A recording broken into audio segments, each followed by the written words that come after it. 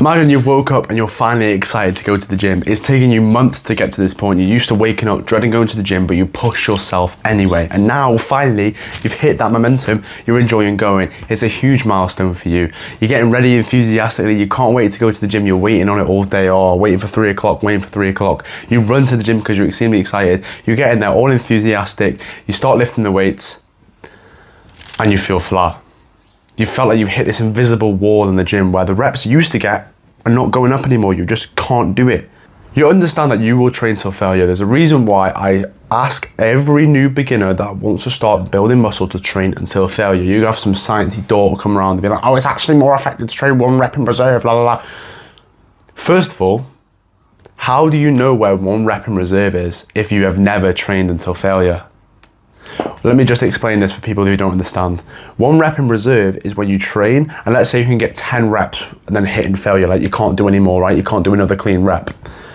1 rep in reserve is hitting 9 and then stopping. You're leaving 1 rep in the tank. And the majority of people, science-based, they have to say that 1 rep in reserve is potentially better for gains, right? You don't have to go all the way till failure. But how do you know where 1 rep shy of failure is? If you don't even know where failure is, right? It makes no fucking sense. You're like, you don't know where your failure is, but you know when to stop 1 before failure. No, that's not how it works. You don't know where failure is. So how are you supposed to effectively then train 1 rep in reserve? You can't. You're all guessing intuitively. That's all this is. 1 rep in reserve is all about intuition. And if you've not been training for 2, 3, 4 years, at least a year, at least, you're not going to have that intuition to then say, oh, I'm effectively training 1 rep in reserve. I can train 1 rep in reserve because I've trained for 4 years and I understand that my intuition is very, very good when it comes to this stuff. You, a beginner, cannot. You, a beginner, cannot, because you'll go into the gym and you'll, 1, get the fucking rep in reserve wrong. You'll accidentally train 3 reps in reserve or till failure. You'll go either side of it. And 2, you'll use it as a fucking cope. Be honest, you will use it as a cope. If you're someone that's just getting into the gym now, you're struggling with it, and you know that you are victim to your copes, right? This is just going to be another opportunity for you to cope. The weight will start feeling heavy, the weight will start feeling hard, and you'll be like, oh yeah, I don't have to train till failure on 1 rep in reserve, and then let go of the weight like 5 reps shy of failure. Like, you're just going to use it as an excuse. That's why I don't like it. On paper, fine, I agree with you, it works, it's the most optimal, but people aren't robots, right? People aren't what it says on paper. You have to understand their scenario, what type of person they're like. And I know exactly what type of person that's watching this is. You're a teenager trying to get into the gym, trying to build your physique, and you will succumb to your copes. So that's why you need to understand that it's going to be painful, because you need to endure the pain. And the only way you endure the pain is by knowing it's happening first, so you can then prepare for it and then deal with it as it comes, rather than it creeping up on you, surprising you, putting the weight down, and actually training 5 reps shy of failure, which is not going to be good for muscle growth.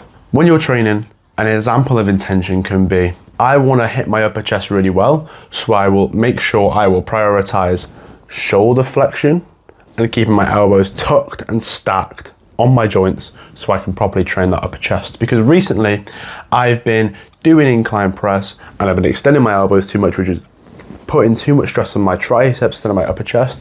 And when it gets really heavy, I even flare my elbows to make it easier so I can lift more weight and look stronger. That person with an intent to improve is then going to have better form in the bodybuilding realm, going to get better at the skill, going to actually train the muscle that he was targeting to train, and will have a better physique overall compared to the person that just does it to tick the box. This is going to be specifically training a part of your brain called the central governor. I'll give you an example. This is how I found out it was happening to me. Just recently, this was literally a couple of weeks ago, right?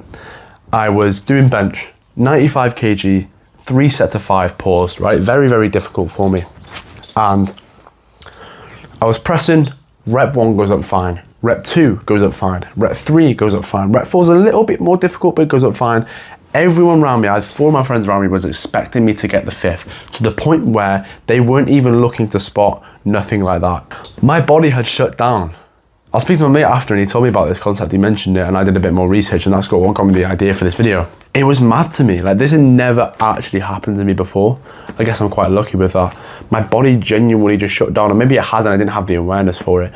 My body just shut down. I couldn't even press the weight while getting help from 2 other people. And that, I believe, was my central governor protecting me from injury. Even though I wouldn't have got injured, just the nature that you will be training close until failure, your body may think you'll get injured because you're obviously pushing your muscles so they can't do anymore. If you have good form and things like that, you will not get injured. And this is an insane defense mechanism. And I originally thought when I heard this concept, all right, that's it, like, it's your body's defense mechanism, you can't really do anything about it, just crack on. But there actually are ways you can train this part of your muscle so you can increase that threshold, right? And maybe this is the reason why this never happened to me, because subconsciously I was doing some of these methods already, and I've preached some of these methods already, and that's why maybe my intensity threshold is a lot higher than other people, because I've been doing this already. And the value of this is when you increase this threshold, you can then just train more intensely. And that's obviously the most important thing. The driving factor for muscle growth, I believe, is your training intensity. The fact that you can train hard and being consistent at training hard. And how do you do this? Increase the threshold of your brain's capacity to deal with it, so then it doesn't shut down and you don't hit a wall. Visualize something bad happening to you to increase your emotional frequency. You don't have to be in a bad mood. You don't have to be in heartbreak games to achieve this. Just visualize something bad happening to you. That motherfucker that popped into your mind right now that I said, visualize something bad doing to you. They've done something bad to you, no matter who it may be. Visualize that before you do a set, and then go into it with this angry, like, fucking, let's go. And I guarantee you'll lift more weight. And this is why it's increasing your threshold for intensity so you can actually push hard. Second thing, affirmations. Basically just telling yourself that you believe. I believe I can do this, I can do this, I can do this, I can do this. And this is insanely, oh my God, it's insanely evident in squats. Every time I do a heavy set of squats, right, because it's so physically demanding and also mentally demanding, when you put that weight on your fucking back, it feels heavy. You know, with like an isolation exercise, you're not really scared of the weight just because your muscle's kind of small, you're isolating it, the weight isn't that heavy. But when you're doing a heavy set of fucking squats, when the weight is fucking heavy, well, heavy for some, right? You have to be up for it. Like, you have to be, otherwise you're not getting it up. And that belief, I'm gonna lift this weight, is the difference between you getting the rep and not. Honestly, it honestly is. If you ever find yourself getting to the bottom of the rep and thinking, fuck, this is heavy, I'm not gonna get this up, you're not gonna get this up. 3, purposeful hyperventilation. You see this all the time in powerlifters, and there's a fucking reason for it, right? Hathor Bjornsson rolls a deadlift bar towards it before lifting, it goes, right? Heavy breathing before every powerlift, and that's because it enhances it increases your intensity threshold. But if you do this on purpose, this will psych you up to a whole new level, increase your intensity threshold, and you'll actually be able to fucking lift the weight. And finally, the one that I found the fucking most interesting, structure. Having structure trains your central governor to increase the intensity of your workouts so you can train harder. And I was like, what? Surely not. But it makes sense, right? So instead of going this time, then that time, and that time, your body not knowing when you're going to go, so then you're never going to increase this threshold. If you go at the same time every single time, eventually your body will clock on and realize he goes through this same resistance training, this high resistance, this high intensity at 3 p.m. every single day. So I'm going to prepare for that, increase the intensity threshold at 3 p.m. so we can train really well, not get injured, and then it'll go back down after that. Structure is very, very important. It's just another reason, along with your consistency it brings, along with the results it brings, to just be at the same time every single day. Don't get into the habit, and I've been doing this recently, I'm going to be fucking completely honest, with the work, I've been doing this a lot recently. Easy to change your structure. Usually I go at 3 p.m. Oh, I've got work till 5, can't go at 3. I have to go at 10. And sometimes that fucking sucks, right? And maybe I have to change my schedule now, because if the work's in the way consistently and I'm consistently changing my habit, it's time for me to change the time that I go to the gym. But if you can find the time that you go at the same time every single day, it is so valuable. And this is another reason. It increases your intensity threshold of your central governor, so you stop hitting that wall and you can actually train at higher intensities. I think this is super interesting and no one else is fucking talking about it, right? And these are the ways to fix it. Visualization, affirmations, structure, personal hyperventilation. Increasing your emotional frequency, increasing your intensity threshold of your central governor so you stop hitting walls.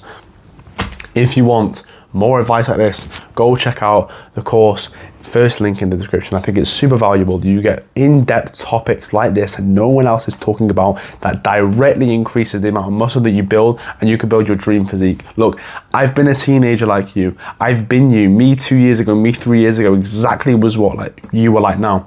And I've come out of it onto the other side and I built my dream physique. I know every excuse you've got. I know the bullshit reasonings you've got. I can fix them for you. I can break your limiting beliefs. So, you just have to trust me. I've got all my other social media in the description with my DMs open. So if you feel like you have a question about any of these topics, or you just want to ask me about a specific fitness question, give me a message on there. It will increase your trust in me. So hopefully you can then invest into yourself, build a better physique by getting my product in the description. Without further ado, bro, it's a little chest session for me. I'm wrap of 100 kg bench today. I'm excited. I want 6 or 7 reps.